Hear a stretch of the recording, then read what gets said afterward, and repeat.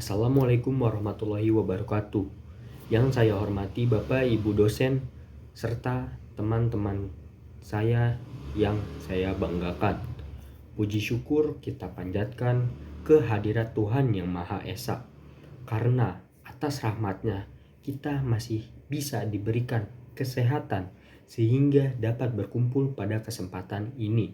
Sebelumnya perkenalkan, nama saya Muhammad Hafiz Attillah yang biasa dipanggil Hafiz. Saya adalah mahasiswa Perencanaan Wilayah dan Kota Universitas Diponegoro tahun 2025. Pada kesempatan ini, saya akan menyampaikan sebuah pidato dengan tema salah penggunaan kata baku dalam kehidupan sehari-hari. Hadirin yang saya hormati, bahasa Indonesia merupakan bahasa persatuan bangsa Indonesia.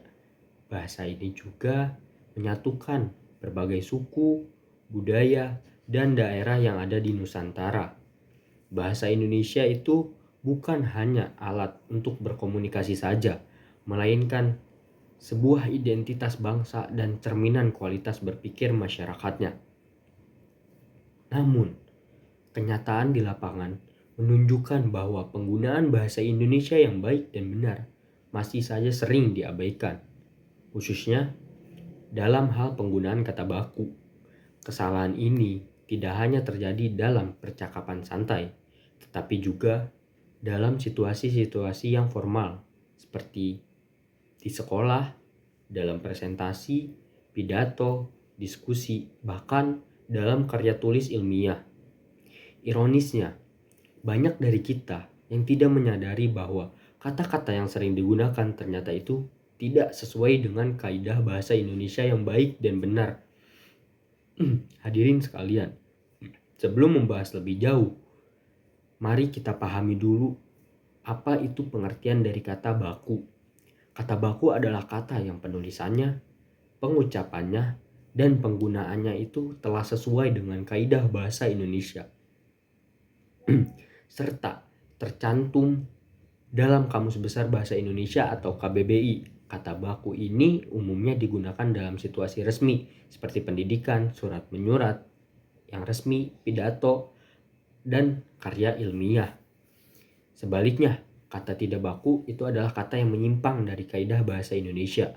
Penyimpangan ini bisa disebabkan oleh kebiasaan lisan, pengaruh bahasa daerah, bahasa asing, atau kesalahan yang terus diulang hingga kita anggapnya benar.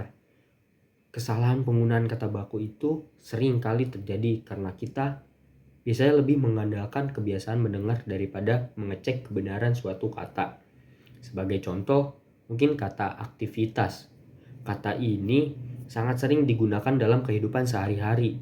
Namun, kata baku yang benar adalah aktivitas. Tidak ada huruf F pada kata tersebut, melainkan menggunakan huruf V. Contoh berikutnya adalah resiko. Banyak orang menganggap kata ini itu sudah benar, padahal kata baku yang tepat adalah risiko, menggunakan I bukan E. Pada kesalahan lain yang sering kita temui itu adalah penggunaan kata izin. Dalam kehidupan sehari-hari, kita sering kali mendengar kalimat, mungkin saya minta izin keluar kelas. Padahal kata baku yang benar adalah izin menggunakan Z. Begitu pula dengan sekedar. Bentuk baku yang benar itu adalah sekadar. Kemudian ada juga kata praktek. Dalam konteks pendidikan, kita sering menulis praktek kerja lapangan. Padahal kata baku yang benar adalah praktik. Kesalahan-kesalahan ini terlihat sederhana, tapi jika terus kita biarkan akan menurunkan kualitas penggunaan bahasa Indonesia dalam ranah formal. Hadirin sekalian, selain kesalahan ejaan juga, kesalahan penggunaan kata baku pun banyak dipengaruhi oleh bahasa lisan dalam percakapan sehari-hari kita. Kita itu terbiasa menggunakan kata-kata seperti enggak, udah, gimana, dan kayak. Dalam situasi tidak resmi, penggunaan kata-kata tersebut masih dapat dimaklumi. Namun, sebaliknya, jika digunakan dalam pidato, presentasi, ataupun tulisan akademik tentu menjadi tidak tepat. Sebagai contoh, enggak seharusnya tidak, udah seharusnya itu sudah, gimana seharusnya itu bagaimana. Lalu untuk kaya itu seharusnya itu seperti. Jika kita tidak membiasakan diri kita untuk membedakan konteks di mana formal dan informal, kebiasaan ini itu akan terus terbawa tanpa kita sadari. Media sosial pun menjadi salah satu faktor utama penyebab salah penggunaan kata baku ini. Di media sosial, orang itu cenderung menggunakan bahasa yang lebih singkat, cepat, dan bahkan tidak resmi. Akibatnya, bahasa tidak baku itu semakin sering digunakan dan malah kita anggap wajar.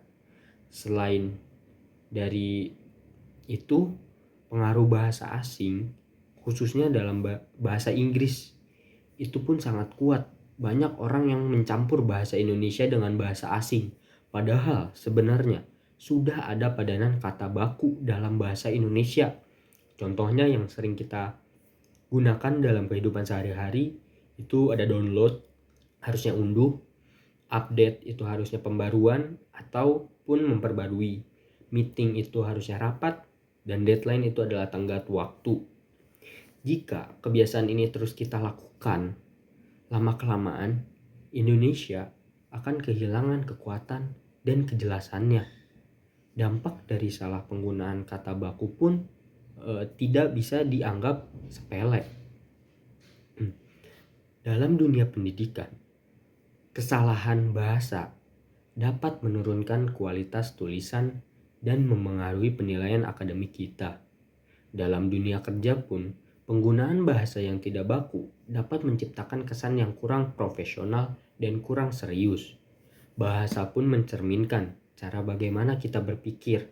Jika bahasa yang digunakan itu tidak tertib, maka cara berpikir kita pun berpotensi menjadi tidak tertib. Oleh karena itu, penting bagi kita semua untuk mulai membiasakan diri menggunakan kata baku, terutama dalam situasi formal.